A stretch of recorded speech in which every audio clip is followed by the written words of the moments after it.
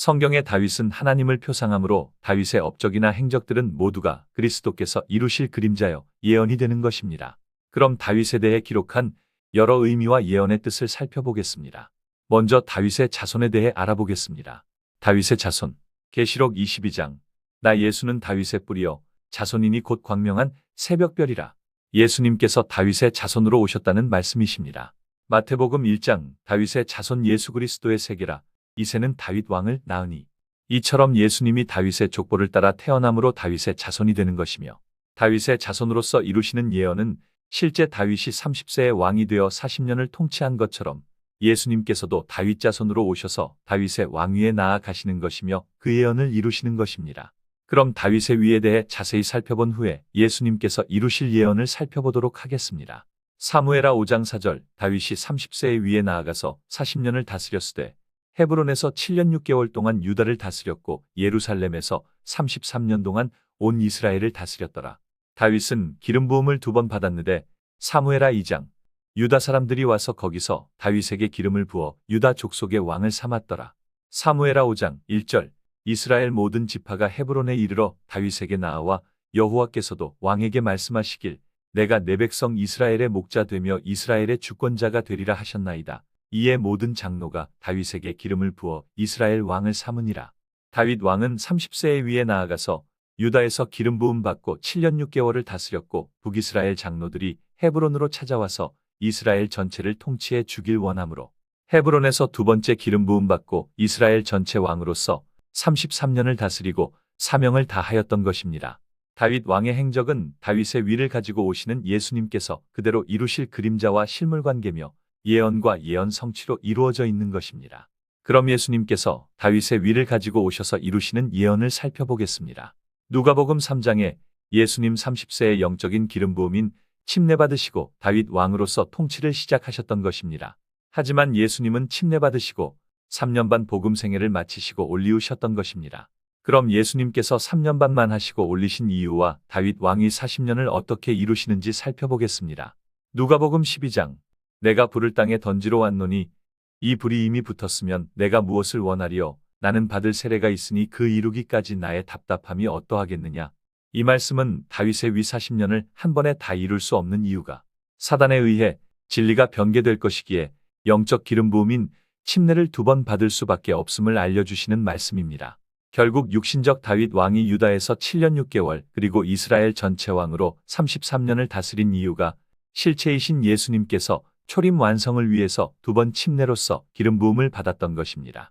유다의 자손과 다윗의 왕위 40년은 초림의 역사이며 다시 오셔서 기름 부음을 받았다 해서 재림이 될 수 있는 것이 아닙니다. 재림은 초림의 40년이 완성이 된 후에라야 재림이 이루어지게 되는 것입니다. 이 땅의 이치를 통해서 초림과 재림에 대해 비유를 들어보겠습니다. 집을 2년 계약하고 2년도 다 채우지 않고서 주인에게 찾아가 재계약하자고 하면 뭐라고 얘기할까요? 아마 이상한 사람으로 바라볼 것입니다. 재계약은 계약된 2년이 끝났을 때라야 재계약이 있을 수 있는 것이며 그렇지 않는 경우는 원계약을 기간 전에 파기를 한 경우라야 재계약이 가능한 것입니다. 이런 이치처럼 초림 예수님 사역이 반드시 다윗의 위를 통해 40년으로 정해주셨는데 40년도 끝나기 전에 초림의 사역을 재림이다 라고 하는 사람이 바로 계약 기간도 끝나지 않았는데 주인 찾아가서 재계약을 운운하는 비정상적인 사람과 다를 바 없는 것입니다. 더더욱 초림의 사역을 파기하신 일이 없으시니 초림의 40년이 완성이 된 후라야 재림의 역사가 시작될 수 있을 것입니다. 안상홍님께서 초림의 완성을 위해 무화과 잎사귀를 내는 1948년에 침례 받으시고 다윗의 위 40년을 완성키 위해 오셨던 것입니다. 다윗 왕이 위에 나아가 유다 왕으로 7년 6개월하고 이스라엘 전체를 통치한 것처럼 안상홍님께서 1948년 30세의 기름 부음은 받았지만 1953년부터 깨닫기 시작하셨다고 라오디게아 책을 통해 증거하셨듯 이는 예루살렘 전체의 왕으로서 역사하는 시기가 육적 다윗을 통해 보이셨듯 7년 6개월이 지나고 되는 것입니다. 예수님 3년 반 그리고 안상홍님 침례 후 4년 뒤인 1953년에 예언대로 이스라엘 전체 왕으로 사역을 시작하셨던 것이며 1948년 독립한 이스라엘은 유다 한 지파뿐이며 안상홍님께서는 이스라엘 전체 다윗 왕으로 임하신 것이니 북이스라엘 10지파는 친히 세우신 하나님의 교회로 예언이 이루어지는 것입니다. 구약남 유다의 보발꾼이 유월절을 가지고 북이스라엘에 가서 전했지만 조롱하고 비웃다가 북이스라엘이 멸망당한 역사는 6월절 실체 어린 양 재림 예수님께로 돌아오라는 라오디게아 기별을 비웃고 조롱하다 결국 멸망당하게 될 예언입니다. 예수님 그리고 안상홍님은 무화과 잎사귀만 있던 초림의 역사로 40년을 이루시고 다윗의 자손으로서의 모든 사명을 이루시고 끝내셨던 것입니다. 이어서 다윗의 뿌리에 대해 살펴보도록 하겠습니다. 다윗의 뿌리에 대하여 계시록 22장 나 예수는 다윗의 뿌리요 자손이니 곧 광명한 새벽별이라. 예수님이 다윗의 자손도 되시고 다윗의 뿌리가 되신다고 말씀하셨는데 뿌리와 자손은 상반된 말씀이며 이는 초림과 재림을 구분짓는 중요한 문제입니다. 초림의 역사가 다윗의 자손으로 오시는 것은 아담으로부터 시작해 내려오던 사망의 종에서 아담의 계보인 다윗의 자손으로 오셔야만 그 죄를 넘겨받아 사망의 저주에서 끝낼 수가 있는 것입니다. 아담 한 사람으로 죽음에 이르게 된 것처럼 독생자 예수님 한 분의 희생으로 사망에서 건져주셨던 것입니다. 초림 예수님은 자손으로 사망의 저주를 풀어주시고 재림은 뿌리로 오셔서 생명의 시작인 토대가 되셨던 것입니다. 계시록 5장 유대지파 사자 다윗의 뿌리가 이기었으니 이 책과 7인을 떼시리라 하더라. 이사야 11장 이새의 줄기에서 한 싹이 나며 그 뿌리에서 한 가지가 나서 결실할 것이요 여호와의 신이 그 위에 강림하시리니.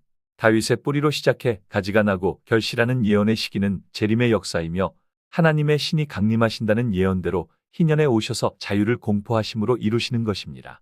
사망의 세력을 잡은 자는 사단이며 사망의 종에서 벗어나지 못하면 사단의 지배 아래 놓일 수밖에는 없는 것입니다.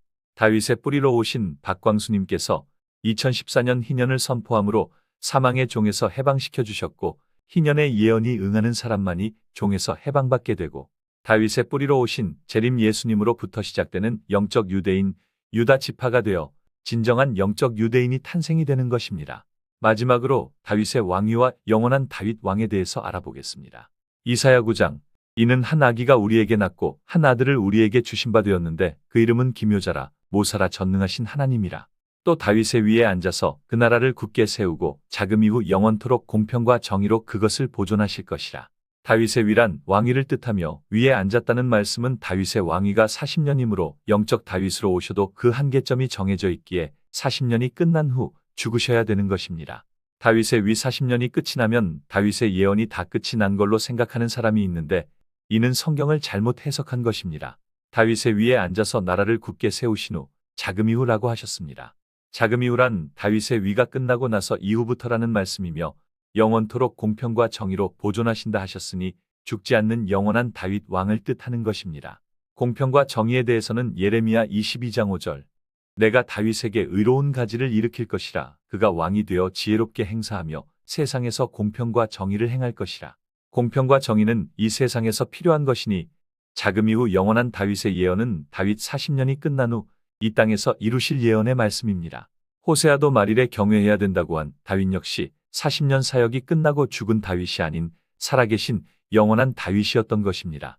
성경의 예언 따라 사망과 음부의 열쇠를 가지고 영원한 다윗으로 오신 분이 박광수님이십니다. 말일에 다윗으로 오신 박광수님을 경외함으로 하나님께 은총으로 나가길 기도합니다.